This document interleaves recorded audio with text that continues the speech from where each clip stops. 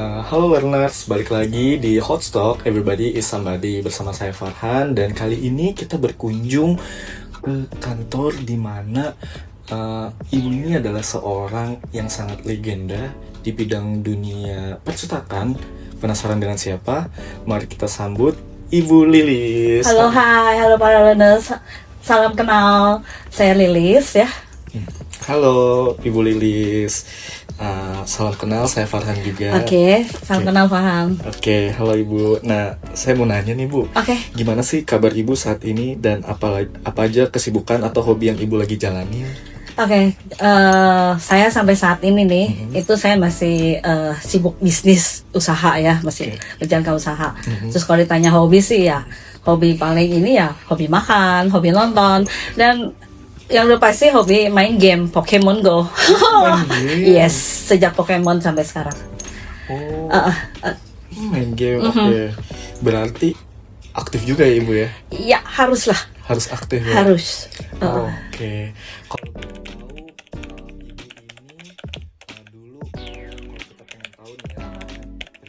Dulu itu kuliah di Universitas Trisakti, Jakarta.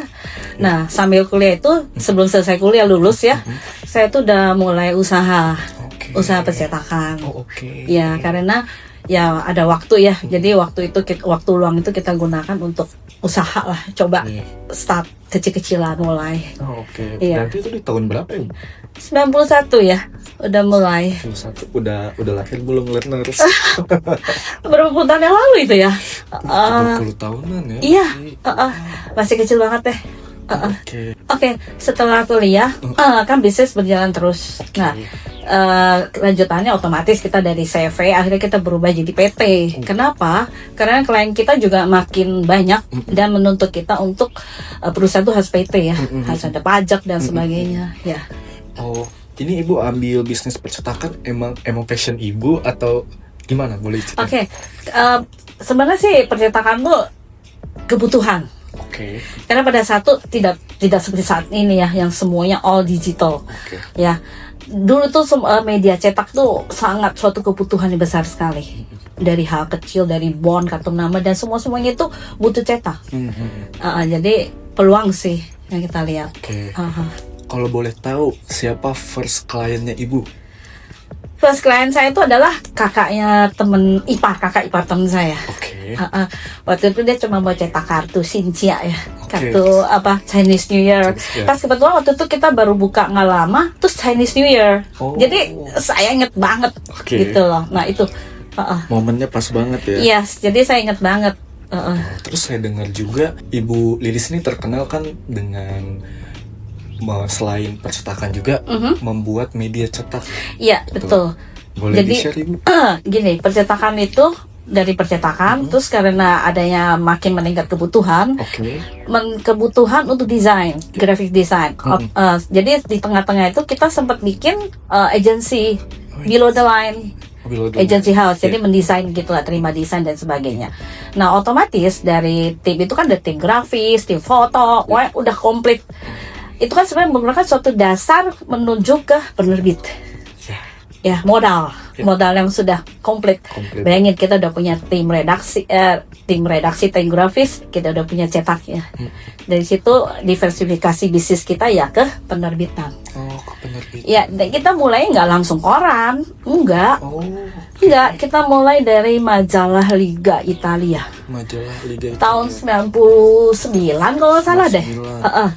Jadi karena saya udah punya agensi itu, kita udah punya tim, terus kita hanya merekrut beberapa tim untuk redaksi ya, wartawan dan ini kita bikin tim majalah. Majalah itu pun kita nggak langsung kita mulai dari per bulan dulu. Habis bulan kita 2 minggu. Nah 2005 baru kita memberanikan diri, kita langsung loncat ke koran harian. Itulah lahirlah koran kita namanya Top Score. Harian olahraga pertama di Indonesia. Pertama di Indonesia. Yes. Karena waktu saat itu hanya ada tabloid, bukan koran. Seminggu 2 kali atau 3 kali. Ya, dan konsepnya tabloid kecil kan. Kalau kita bener-bener koran. Full. Dan everyday, kecuali Sabtu Minggu kita jadikan satu. Sabtu Minggu kita gabung. Kenapa? Karena Minggu itu nggak ada pengecer. Kita udah survei. Percuma terbit Minggu. Nggak ada sama sekali. Nggak ada pengecer di lapangan. Libur ya. Yes. Jadi kita Sabtu Minggu kita gabungin. So, sebelum menjadi top score ada nama sebelumnya? Maksudnya? Kayak kan sebelumnya di majalah ya. Kita mengkonsepnya ke majalah dulu. Setelah ada top score-nya majalah kita ya kita udah nggak ada. Oh, oke. Ya what for ya? Karena gini, telat. Kita mau menyajikan cepet. Every day, setiap hari itu ada berita olahraga, dan isi dari koran top score itu sendiri hampir 90% itu tentang bola. Kenapa ranah sepak bola? Ya, karena itu adalah olahraga favorit dan terbanyak di Indonesia juga maupun dunia. Ya, kedua, pada saat tahun 90-an Liga Italia itu lagi hot-hotnya ya, AC Milan, Inter Milan. Itu lagi booming. Terus plus kita juga disupport oleh waktu itu TV ya. TV itu siaran langsung. Jadi pas banget package. Momentum ya. Karena kita cuma koran, kita nggak disupport TV, kurang juga. Iya, benar. Apa ini memang hobi ibu juga di ranah sepak bola? Hobi sih tidak, hobi sih tidak ya. Cuman kalau itu kan cuma bagian dari bisnis, bagaimana kita mengelola ya. Memang nggak mudah ya mengelola yang namanya agen koran itu ya. Bagaimana kita dari suatu produk yang sama sekali baru, mau suruh mereka jual tuh pun susah. Karena kita juga banyak bersaing, kan maksudnya kita baru, terus mau exposure-nya gimana itu perlu perjuangan sih. Cuman kita mau bikin sistem sendiri, akhirnya kita belajar dari yang ada di lapangan, karena kita basicnya kan memang dari majalah sebelumnya. Jadi agen-agen ini udah kita sort, mana yang bagus kita ajakin jadi partner, kalau yang nggak bagus ya kita nggak pakai. Dan kita juga tidak seperti yang lain-lain, kita agen kita eksklusif, lebih gampang urus kan. Dan memang kita berhasil, dan para agen tuh bisa kerjasama dengan baik dengan kita. Kesulitannya apa sih Bu membangun dari majalah ke koran? Banyak ya. Ya. Oke, dari mindsetnya itu sendiri, bisa bayangin nggak? Berita yang tiap hari, kalau misalnya bulanan nih, kan gampang, santai 30 hari. Betul. Space-nya banyak. Ini everyday. Jadi sebelum jam 11 itu semua bahan udah masuk, kita udah siap cetak. Karena pagi-pagi jam 1 kita udah harus keluar. Nyebarin itu semua? Yes, jam 1 udah malam. itu udah harus keluar, kan ada yang ke Bandung, kemana, keluar kota kan harus pagi-pagi mereka udah harus sampai. Waktu itu belum ada Cipularang ya, masih belum begitu kayak sekarang tol udah buka-buka gitu ya. Jadi dan kita waktu itu ya belum seluruh Indonesia, belum, hanya Jakarta, Jabodetabek, Serang paling. Kita belum berani sampai ke seluruh Indonesia karena belum ini ya.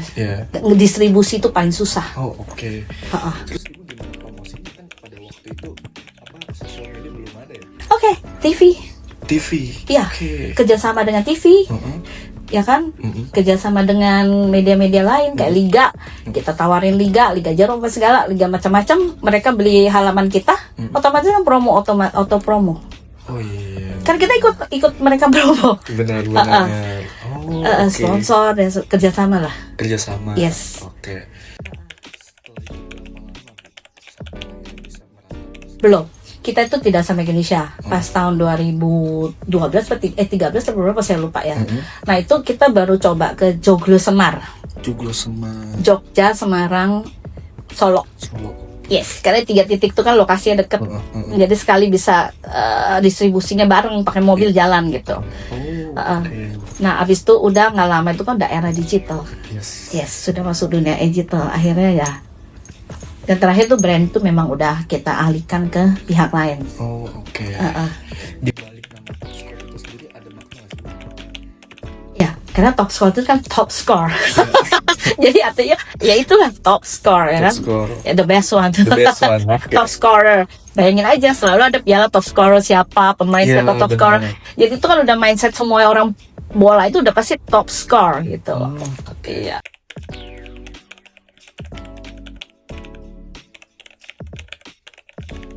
Enggak. Jadi setelah masuk ke koran, otomatis sudah nggak udah basi ceritanya. Buat apa? Orang udah everyday dapat berita. Kita nggak perlu lagi untuk bulanan keluar. Iya. Justru kita lari ke koran karena kita mau ngejar speed. tiap hari dapat berita. Kita juga kerjasama sama koran luar ya, jadi beritanya banyak. Selain berita dari pemain lokal kita sendiri, dari wartawan lokal kita sendiri, kita kan ada kerjasama juga dengan perusahaan koran luar. Ya, otomatis beritanya juga banyak.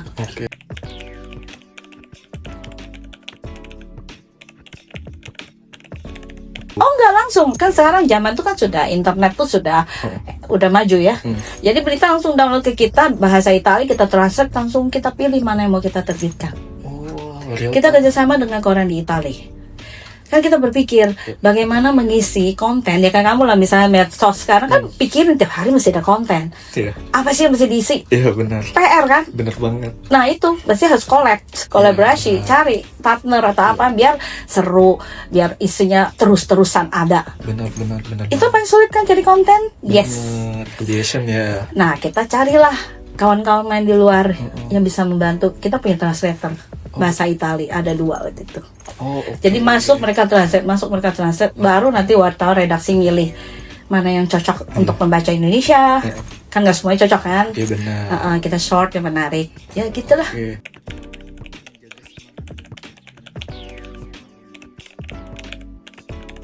Karena basic ini kan bisnis ya. Jadi kita mau nggak mau tuh harus fight. Dan emang itu, dan kita juga yakin bahwa ini bisnis kita, dan kita yakin kan bisnisnya sejalan gitu ya. Emang kita tidak mendadak tiba-tiba punya koran gitu loh. No, kita kan dari awal, dari percetakan, dari punya agensi, punya tim, dan ke penerbitan. Jadi itu bisnis yang sejalan. Bukan tiba-tiba kita bukan seseorang yang di luar bidang itu terus datang bikin gitu. Enggak. Dan kita juga yakin kenapa? Karena tim kita itu juga terdiri dari orang-orang yang top di Indonesia, presenter top Indonesia juga.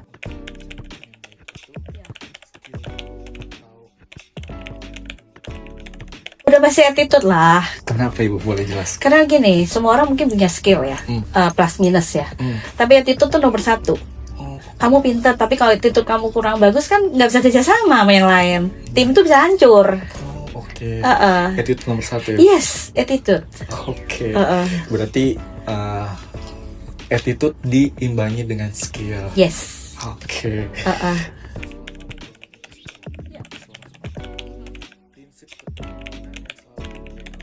Pada dasarnya kalau saya nih pribadi sama kalian tuh memang dekat sekali ya. Jadi saya lebih konsep ke kekeluargaan.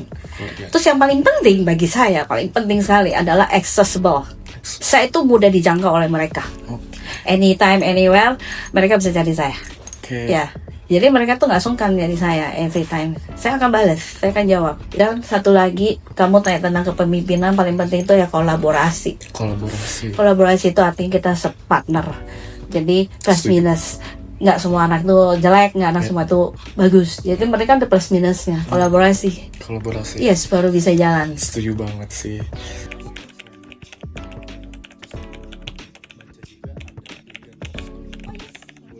Liga Top Score itu sebenarnya 15 tahun yang lalu ya, 2011 dibikin oleh, sebenarnya mau ide dari kita, ide dari pemretnya Pak Yusuf Kurniawan, yang sekarang jadi direkturnya Liga Top Score.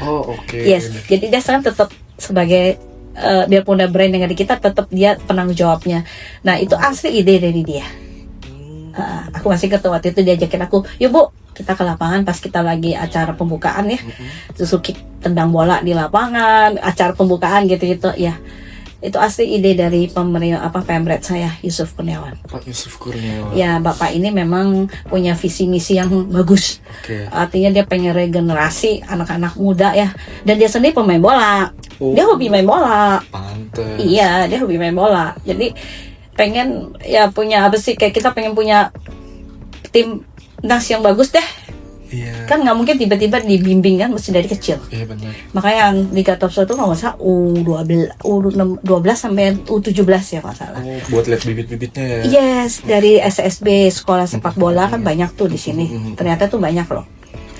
Banyak banget memang. Banyak. Cuman kenapa kita bisa cepat? Karena kita di support oleh media. Media. Dulu siapa sih tahu SSB? Media sosial zaman dulu 15 tahun lalu itu belum terlalu kayak sekarang kan, tinggal cepet banget. Muncul. Yes. Betul. Nah otomatis yang diperlukan media cetak. Bayangin nggak, SSB kita datangnya yuk, terus masuk koran, apa nggak seneng? langsung semua orang membaca langsung tahu kan. Exposure. Benar. Itulah namanya media cetak. Cuma akhirnya kan larinya beda kan ke digital. Oke. Dari cetak dan digital ada apa ya, pendapat ibu atau feeling? Ada. Jadi sebegini ya. Kan ada orang bilang gini nih, blogger sama penulis. Kelasnya apa sih? Ada orang bilang, enggak dong, karena penulis lebih original. Blogger itu cuman ya resume, mengambil singkatan doang. Ya kalau bagi pribadi saya itu tidak masalah. Karena gini, itu kan balik-balik ke masing-masing. Kayak saya sampai hari ini, saya tuh masih baca majalah. Saya masih beli majalah, masih. Karena saya memang suka baca. Memang saya tuh pembaca buku, beda loh. Ya saya beli buku, saya baca. Yes, saya suka buku dan saya baca. Tapi ada orang juga konsep memang dia tidak butuh baca banyak-banyak. Cocok blogger, klik aja baca. Yang penting kan informasi itu masuk sama. Cuman kalau buku kan lebih detail, isinya lebih rinci. Kalau blogger kan lebih fast reading. Ya kayak sekarang lu mau fast retail atau mau yang bacanya banyak gitu aja kan.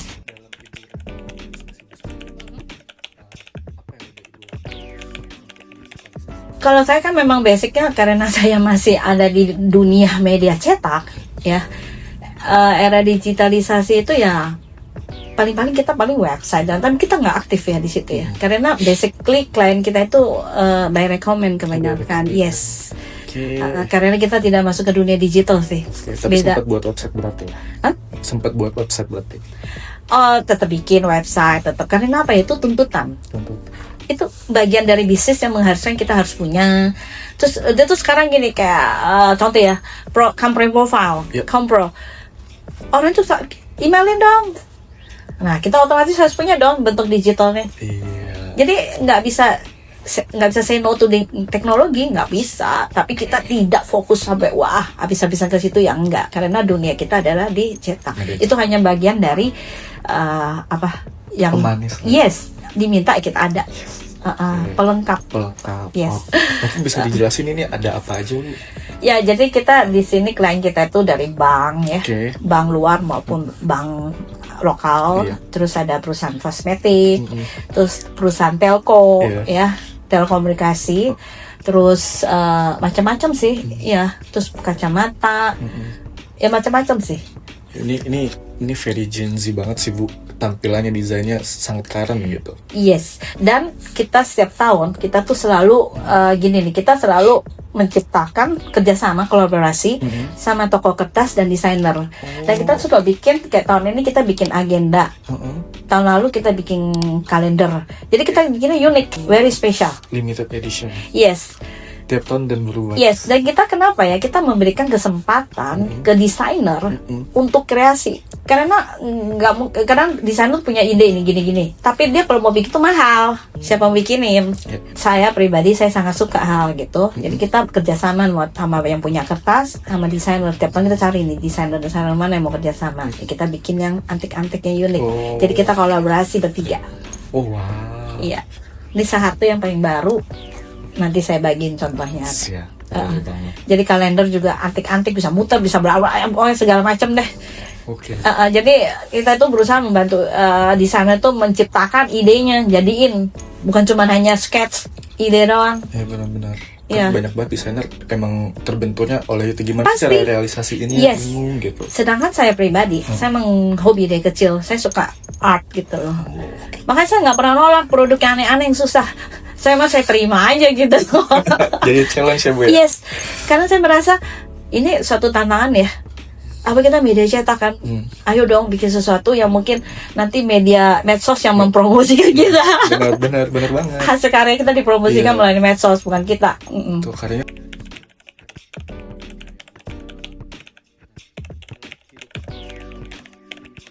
Sebenarnya sih simpel ya. Jalanin aja apa yang kamu suka. Mumpung muda. Yes, karena masih lama kan perjalanan hidupnya. Pengen coba apa, coba aja. Jangan takut-takut.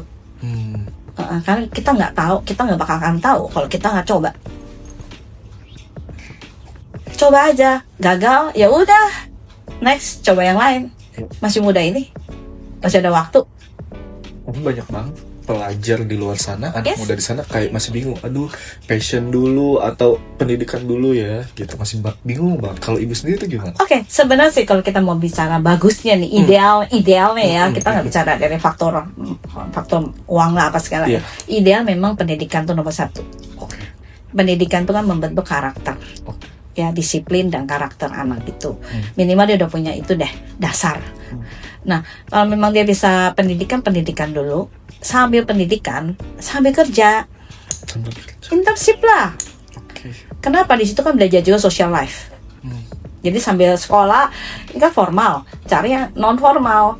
Non formal tuh ya kerja lah, apalah gitu. Relax. Saya waktu SMA saya juga udah internship, Oh. udah jualan kosmetik. Padahal saya nggak hobi makeup, Iya. Oh, berarti udah ada. multi level. Ya karena mamanya teman saya itu nawarin, nih lo orang pada nganggur-nganggur SMA ya, mau nggak bantuin tante ini? Mau aja, nothing tulus kan? Iya, benar. Why not? Kita Pengalaman. belajar. Betul. Kita mau mencari uang, kita mau cari pengalaman. Nah itu maksud saya. Sekolah saya tetap sekolah. Sekolah saya juga nilai bagus, tetap nggak masalah. Tapi samping ini saya juga tetap berusaha cari ini non formal, cari kerja lah. Terus saya juga ngajar les Inggris anak-anak. Karena guru saya waktu itu orang Inggris. Terus dia nggak bisa bahasa Indonesia. Terus anak-anak masih kecil-kecil kan. Kompensasinya saya dikasih free les kan. Ya saya bantu aja deh asisten. Why not? Dapat les gratis, ibu juga ngajarin ya. Why not? Terus kita pengalaman belajar dari dia bagaimana cara mengajar anak-anak yang masih kecil-kecil itu. Banyak sekali caranya. Jadi bagi saya tuh yang penting ideal memang pendidikan. Harus punya basic pendidikan. Itu nggak bohong. Itu harus. Ya. Tapi kalau bisa sambil udah agak ini ya sambil cari internship lah. Kalau ada anak yang pilih, enggak, aku mau passion dulu, baru pendidikan, itu gimana? Itu terserah, kalau dia mau passion dulu, jalanin aja. Jalanin aja. Yes dong, karena gini kita nggak bisa memaksakan anak. Oke. Percuma kita paksa, dia nggak mood, hasilnya nggak bagus. Kasih dia coba, dia udah coba, dia tahu nih, oh ternyata dia salah, kan dia bisa balik, masih muda. Oke. Tapi kalau nggak pernah kasih dia coba, ya dia nggak bakal sadar-sadar. Yang ada apa? Orang tua saya tuh nggak kasih saya kesempatan. Salah-salahin orang tua terus pasti. Ya kan? Tapi ya istilah gini, kalau nggak makan cabai kan nggak tahu pedes. Benar. Ya kan? Kasih aja makan cabai dulu. Pedas nggak? Pedasnya selevel apa? Tahan nggak dia? Lama-lama dia give up, misalnya dia nggak suka. Oh ternyata passion gue salah. Gue harus sekolah dulu. Ya udah balik sekolah. Berarti dia tahu jawaban. Dan dia akan saat itu karena dia sadar sendiri, bukan karena orang tua yang maksain dia gitu loh. Biarkan aja. Berarti silahkan yang mau mengajar passionnya, coba selagi muda, cobain aja, jalanin aja, biar teman-teman tahu jawabannya. Itu kalau menurut saya ya pribadi ya. Bagus banget. Karena saya juga memberikan kesempatan ke anak saya begitu. Anak saya kan juga hobi game, bapak saya terserah, ya kan. Yang penting kamu sekolah bener. Terus ya ternyata akhirnya kan dia berhasil ya masuk ke perusahaan yang gamers e-sport gitu. Ya udah berarti kan sesuai sekolah ya bagus. Hobi game jalanin, ya nggak apa-apa. Selagi lurus aja. Selama tanggung jawab. Betul, bertanggung jawab. Yes, tanggung jawab lah sama diri sendiri, gitu aja. Sama pilihannya. Yes, nggak cocok ya balik lagi cari yang lain gitu loh. Oke. Masih muda. Oke, mantap banget. So, apa pesan ibu untuk para learners yang ada di sana agar berani nih melakukan apa yang dibilang tadi? Ya sebenarnya simple sih ya. Ya apa adanya aja, suka apa ya jalanin aja, coba aja. Kalau memang nggak cocok ya udah, coba lagi. Never give up, udah gitu aja. Karena apa? Masih muda, waktu itu masih banyak. Oke. Kesempatan juga beda sama zaman kita dulu ya. Saat ini kan kesempatan lebih luas ya. Benar. Udah nggak ada era digital, medsos kan kayaknya lebih mudah ya cari kerja apa semua.